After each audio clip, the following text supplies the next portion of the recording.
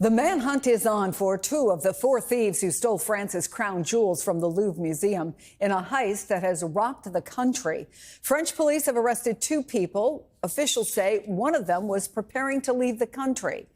Now, investigators are still working to recover the stolen jewels, worth an estimated $102 million. Joining me now, NPR reporter Rebecca Rosman. She is based in Paris and has been doing extensive reporting on the heist. Welcome back, Rebecca. What more do we know about the investigation right now? So we know that, as you mentioned, there have been two arrests.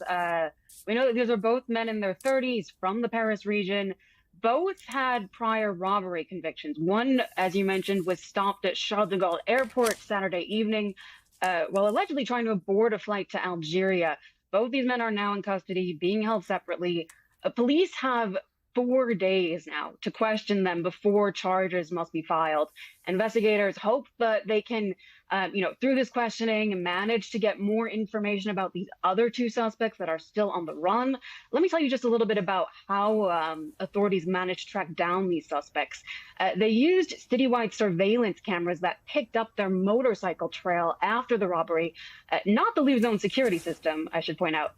They gathered more than 150 DNA samples as well from the scene after the thieves left behind items including a motorcycle helmet, a circular saw, even a walkie-talkie. All these are signs, I should say, that, supposedly we were talking about these criminals as experts, but they were a bit sloppy in their getaway, it seems. Yeah, I think they dropped a crown, right? So I would think that if you're... They also did indeed drop a crown. There's that little detail. What is I'm so curious about this. What's the reaction been among the French about the heist itself and the investigation? So I would say at first there was a lot of shock, and that shock has now turned into anger and growing scrutiny over the museum's security in particular. We've learned over this past week that several wings in the museum, including the Apollo Gallery, where these items were taken, just don't have enough surveillance coverage. In fact, there was no camera overlooking the second floor balcony where the thieves entered. And that's something investigators say that the group likely knew ahead of time.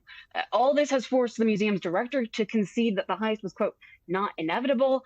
And I should also say, this is happening at a time that's just not been so great of a moment for the country. The government is in crisis. We've had 5 governments here in the last 2 years.